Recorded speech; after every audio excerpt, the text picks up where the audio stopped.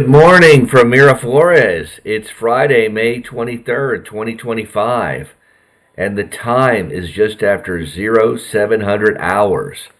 Today's high will be around 54 degrees Fahrenheit with a low of 37 degrees Fahrenheit. There's a good chance we'll get some showers in the afternoon. So if you're heading out, don't forget your jacket. Even us gringos need to layer up now and then. As I continue sharing chapters from Trapped in Deception, we come to a pivotal moment in the story.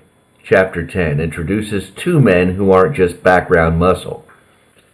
Frederico Ramírez and Manuel Flores are seasoned, disciplined, and dangerous in a way that doesn't need to be loud to be lethal. If you've served or spent time around men forged by conflict, you'll recognize the quiet confidence that comes from experience. This chapter reflects a broader truth we often talk about. Appearances deceive, but character reveals. In a world full of manipulation and shadows, men like these remind us that some threats don't come with warning signs. They walk in calm and leave a storm behind. So grab a warm drink, take a moment to quiet the noise around you, and let's dive into Chapter 10 together. Chapter 10. Shawn heads to Peru, December 27th, 2014.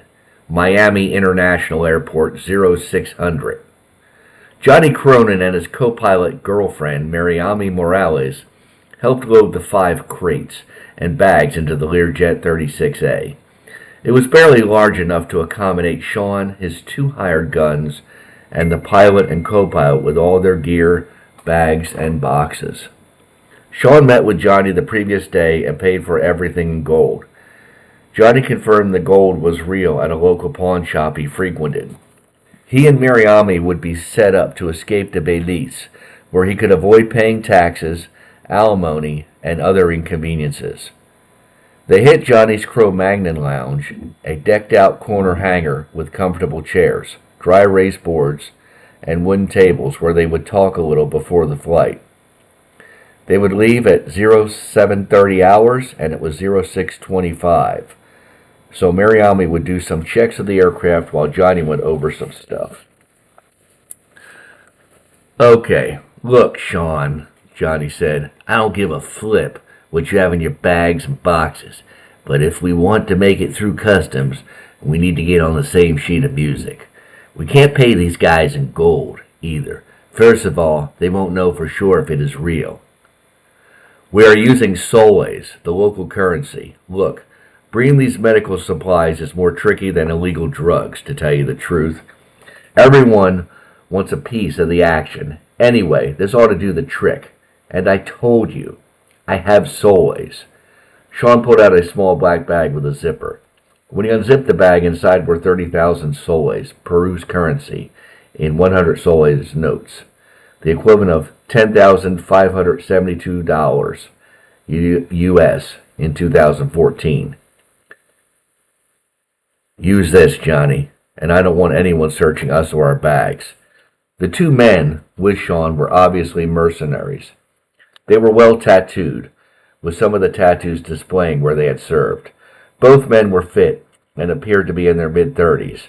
They wore cargo pants, one coyote brown and the other black, and had on dark sunglasses. They had cheap digital sports watches and no jewelry or rings, so that they would not stand out. The taller of the 2 men was Frederico Ramírez, and the other was Manuel Flores. Johnny went through his flight brief until Mariami returned, his dark brown eyes wide with excitement, looking forward to being a person with no debt and much more freedom to do as he pleased. He turned to Shawn and his men. "Okay, Shawn. Crew, do you have any questions? If not, let's load up. And you guys just relax for the flight. You shouldn't have any trouble sleeping, and everything will go smooth.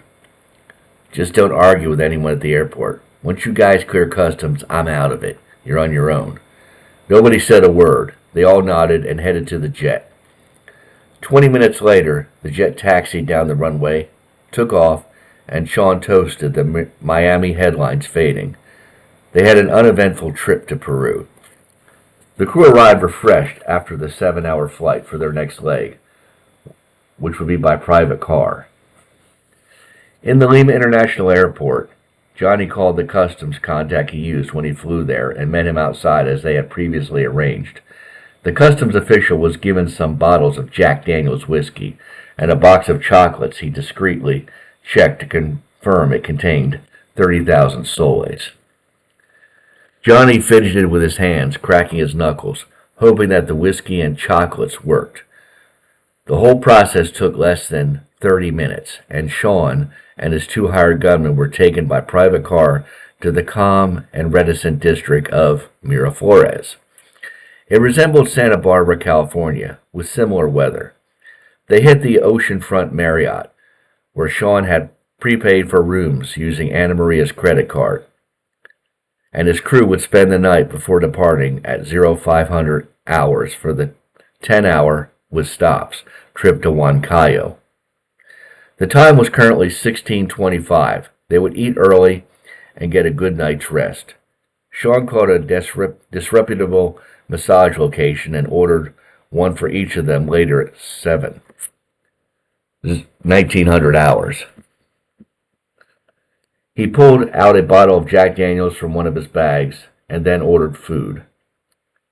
And that's the end of Chapter 10. Frederico and Manuel do not need a long speech to command respect. They operate in silence, carry their scars without complaint, and get the job done. Whether you see them as allies or threats, one thing is clear. Their presence means something serious is coming. I apologize for any issues I had reading this. As the videos, if I can call them that, go on, I want to improve the quality of this, so feel free to give me any advice. I'm currently just using a normal headphone. I'm probably going to invest in a better one and figure out a way to block out some of the noise and to edit when I do audio. Right now I don't know how. I have to start all over again if I'm going to do it. But, it should get better with time, like everything. But thank you for bearing with me. I hope the chapter gave you something to think about, not just in terms of the story, but also in how we judge what's beneath the surface in life. People are not always what they seem, but time, truth, and actions always reveal what words try to hide. Thank you for spending part of your morning with me. Whether you're here in Lima or somewhere else in the world, I appreciate your time. If you're enjoying this journey through Trapped in Deception, you can find more at kenweb69.com, and that's web with 2 B's, kenweb69.com. Check it out. As always, stay sharp, stay grounded, and never lose sight of who you are or who you serve. Be safe, be good to others and to yourselves, and never forget, no matter how dark the chapter, God, the author of life, is in control and has already written the ending. God bless you, my friends. Oh, and I just have a little secret. It's just for you. I didn't get to see my enamorada,